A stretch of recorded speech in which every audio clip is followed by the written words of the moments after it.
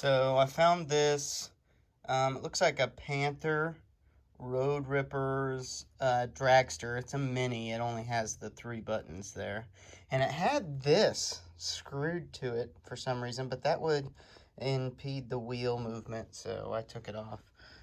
It does work, you can see. 1, 2, 3 o'clock, 4 o'clock, rock, 5.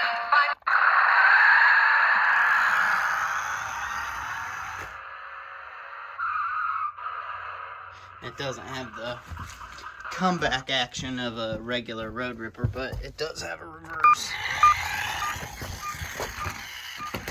And it does go pretty fast, as you can see.